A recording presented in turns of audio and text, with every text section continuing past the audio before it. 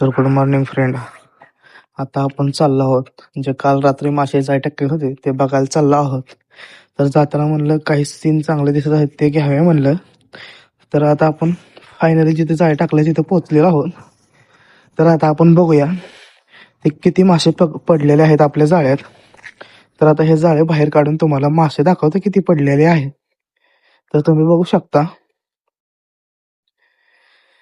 तर मला वाटतं की मासे जास्त पडले नाहीत, पण जाऊ द्या, काय हरकत नाही, एखाद दिवशी असं होतं.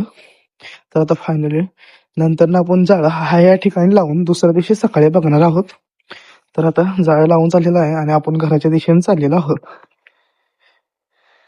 आल्या त्याच मार्गाने.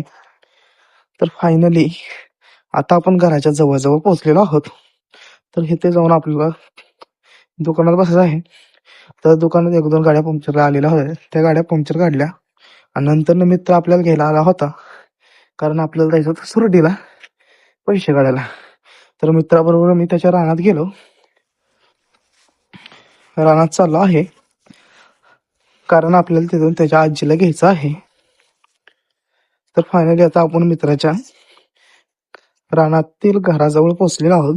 तर तिथून आपल्याला त्याच्या आजीला घ्यायचं आहे आणि तिथून आपल्याला थेट सुरडीच्या बँकेत जायचं आहे, कारण आपल्याला तिथे गेल्यावरच पैसे काढायचे आहेत. तर आता आपण त्याच्या आजीला घेतलेलं आहे आणि आता आपण थेट सुरडीच्या दिशेने चाललेलो आहोत. तर तुम्ही बघू शकता की आपण फायनली सुरडीच्या बँकेपाशी पोहोचले आहोत आणि पैसे काढून घेतलेले आहेत. तर आता माझा मित्र कसा पैसे वापरतो ते पहा.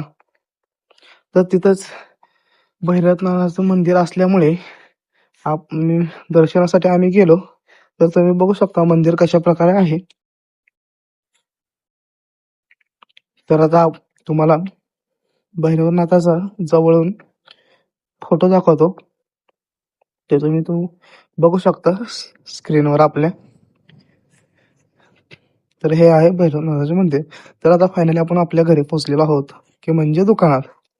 आता इथून आपल्याला मित्रासोबत वैरागला जायचे आहे. तर आपल्याला वैरागमध्ये थोडं काम असल्यामुळे आपण वैरागला चाललेलो आहोत मित्रासोबत. तर आहे वैरागचा रस्ता. तर जाताना आपल्याला हे लागते भोगावती नदी, हे आपल्या गावातूनच जाते. तर विषय असा झाला की वैरागमध्ये गेल्यानंतर वैरागचे काही सीन शूट करायचे राहिले, त्यामुळे डायरेक्ट आता गावाकडे येतानाचा व्हिडिओ काढलेला आहे. तर तुम्ही बघू शकता. तर अशा प्रकारचा आपला आजचा हा छोटासा ब्लॉग होता. तर तुम्हाला कसा वाटला कमेंट करून सांगा.